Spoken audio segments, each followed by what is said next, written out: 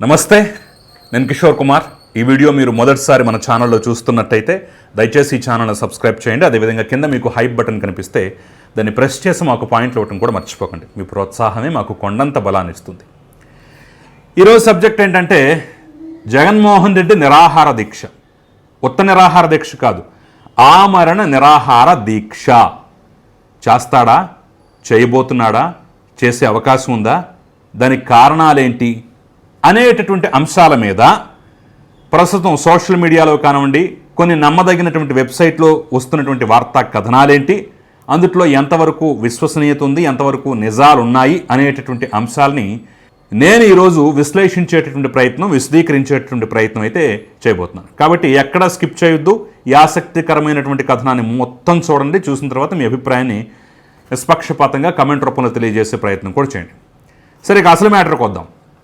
జగన్మోహన్ రెడ్డి నిరాహార దీక్ష, అది కూడా మామూలు నిరాహార దీక్ష కాదు, ముందు చెప్పినట్టుగా ఆమరణ నిరాహార దీక్ష చేసేటటువంటి ప్రయత్నాల్లో ఉన్నాడు, అలాంటి ఆలోచన చేస్తున్నాడు అని చెప్పేసి ఒక కథనం అయితే నాకు అంటబడింది. సో అందుట్లో ఏం చెప్పారనేది కూడా నేను ఇక్కడ వివరించే ప్రయత్నం చేస్తాను. సో ఈ ఆమరణ నిరాహార దీక్ష అనేటటువంటి ఆలోచనకి లేదంటే ఆ ప్రయత్నానికి వెనక ఒక పూర్వ కారణం కూడా ఉంది, పూర్వరంగం కూడా ఉంది. అదేంటయ్యా అంటే, ప్రస్తుతం వైఎస్ఆర్ కాంగ్రెస్ పార్టీ ఈ దేశంలో ఏ పార్టీ ఎదుర్కోలేనటువంటి ఎదుర్కోకూడనటువంటి కష్టాలు కూడా తాజాగా ఎదుర్కొంటోంది.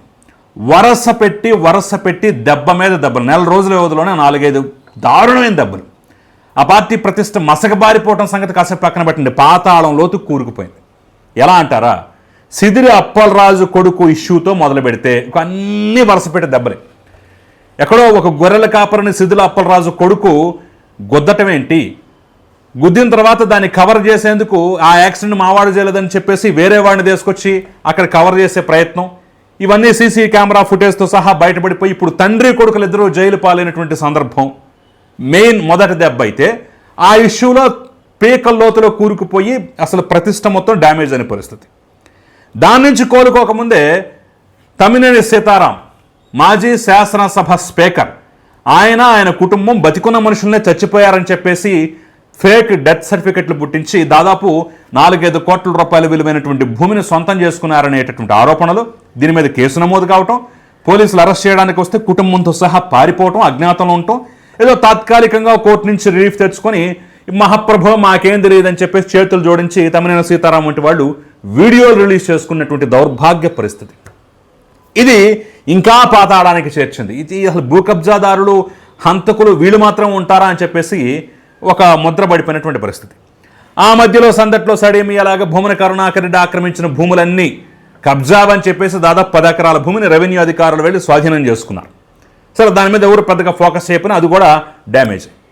ఇక వీటన్నింటికి మించి తాజాగా జోగి రమేష్ కొడుకు మీద కోడలు మేఘన పెట్టినటువంటి, అంటే ఫ్యామిలీ మొత్తం మీద 11 మంది మీద గృహహింస కేసు, హత్యాయత్నం కేసు పెట్టడం, ఆ కేసుల సంగతి కాసేపు పక్కన పెడితే అసలు తనను ఏ విధంగా వేధించారు, వాళ్ళ మనస్తత్వాలు ఏంటి, ఆఖరికి మతం మార్చుకుని కూడా వాళ్ళు ఏ రకంగా ప్రవర్తించారు, నపుంసకుడైనటువంటి కొడుకుకి పెళ్లి చేసి కట్నం కోసం ఏ రకంగా హింసించారని చెప్పేసి దాదాపు 15 పేజీల లెటర్ని కంప్లైంట్తో పాటు అటాచ్ చేసినటువంటి వైనం.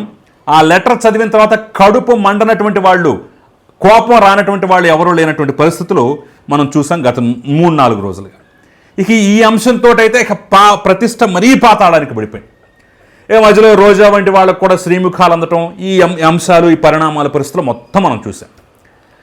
ఇలా వరుస పెట్టి 4 రోజుల వ్యవధిలోనే ఇన్ని దెబ్బలు, ఇంత దారుణంగా పార్టీ ఇమేజ్ డ్యామేజ్ అవుతున్నటువంటి పరిస్థితుల్లో చీకట్లో ఆశాదీపంలాగా, చీకట్లో ఒక మిణుగురు పురుగు ఏ రకమైన కాంతి అయితే ఇస్తుందో ఆ రకమైనటువంటి కాంతితోటి ఒక చిన్న అంశం దొరికింది. అదే ఢిల్లీలో జరిగినటువంటి కాక్రోచ్ జనతా పార్టీ ఆధ్వర్యంలోని జంజీ ఉద్యమం.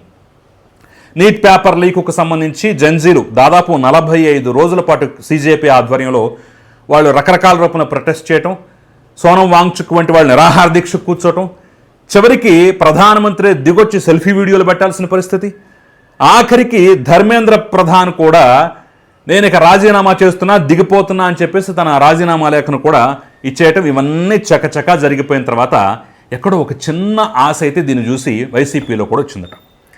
అరే ఇప్పుడు ఇంత ప్రతిష్టంభన మధ్య, ఇంత సంక్షోభం మధ్య మనం కూడా ఏదో ఒక తీవ్రమైనటువంటి అంశాన్ని పట్టుకొని ఉద్యమం చేస్తే మనం ఈ డ్యామేజ్లన్నింటినీ పక్కన పెట్టేయచ్చు, వీటి నుంచి బయటపడవచ్చు, కనీసం అటెన్షన్ డైవర్షన్ అన్న జరుగుతుంది కదా. కాబట్టి మనం కూడా ఏదో ఒకటి చేద్దాం అని చెప్పేసి నిర్ణయం తీసుకున్నారట. అప్పుడు వాళ్ళకి పెట్టెలోంచి పాత అస్త్రం బయటకు తీశారు, అదే డిఎస్సి. డిఎస్సిలో అక్రమాలు జరిగిపోయాయి, డిఎస్సిలో అన్యాయాలు జరిగిపోయాయి, డిఎస్సిలో అభ్యర్థుల ఎంపికే తప్పు, పేపర్ లీక్ అయింది, అది ఇదని చెప్పేసి ఒకటిగా చాలా ఆరోపణలు చేశారు కదా.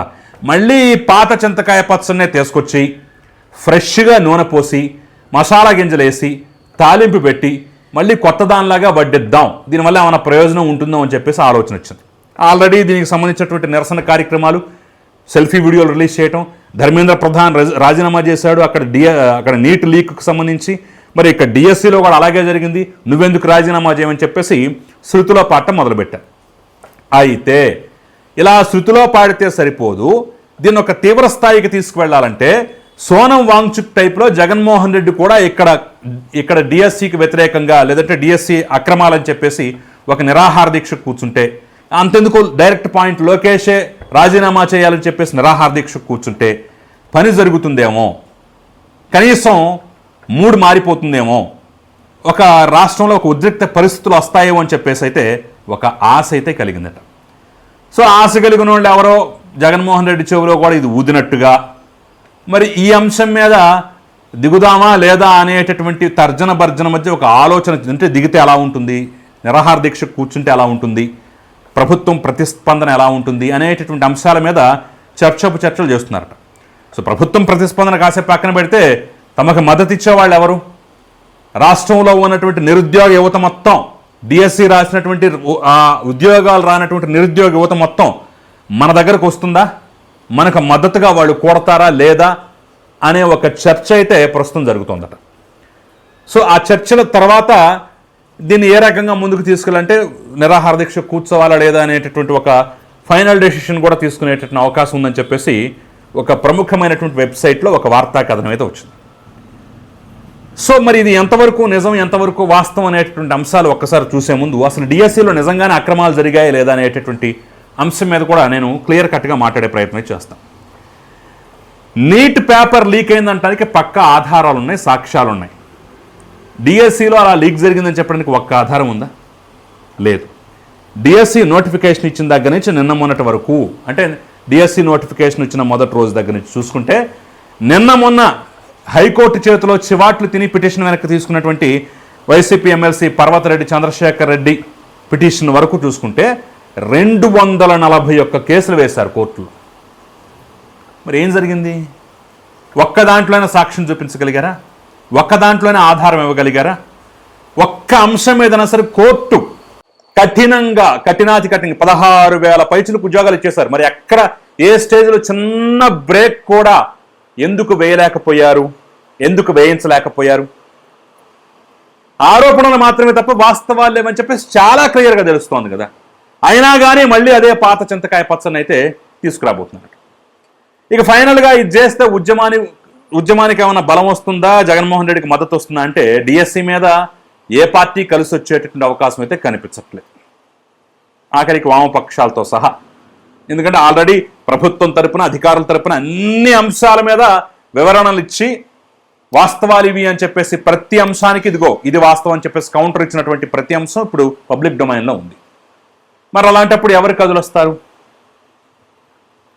నీట్ అంటే అక్కడ క్లియర్గా లీక్ అయిందని చెప్పి సాక్ష్యం ఆధారం ఉంది. ఇక్కడ ఒక్క చిన్న ఆధారం కూడా లేదు కదా. కోర్టు ఒక్క మొట్టికాయ వేయలేదు, ఒక్క అక్షంతరం వేయలేదు కదా, కనీసం కోర్టు నుంచి ఒక్క వ్యతిరేకమైన తీర్పు కూడా రాలేదు కదా. మరి ఎట్లా మీరు చెప్పగలుగుతున్నారు, ఏ రకంగా? కాబట్టి ఆ అవకాశం అయితే లేదు. జగన్మోహన్ రెడ్డి నాకు తెలిసి, నాకు అవగాహన ఉన్నంత మేరకు ఈ అంశం మీద నిరాహార దీక్ష కూర్చునేటటువంటి అవకాశం తక్కువ. లేదు ఈ సంక్షోభాల నుంచి బయటపడడానికి అదే మార్గం అనుకుని ఒకళ్ళు కూర్చోవచ్చేమో చెప్పలేం. కానీ ఈ అంశంలో సక్సెస్ రేట్ అనేది 0. మీకు ఇంతకు మించి అయితే మనం ఏం చెప్పక్కర్లేదు. సో మరి ఈ నేపథ్యంలో జగన్మోహన్ రెడ్డి వాళ్ళ పార్టీ ఆలోచనలపైన మీ అభిప్రాయం ఏంటి? నిజంగానే జగన్మోహన్ రెడ్డి నిరాహార దీక్ష కూర్చుంటాడా? మీ అభిప్రాయాన్ని కమెంట్ రూపంలో తెలియజేయండి. Thank you very much.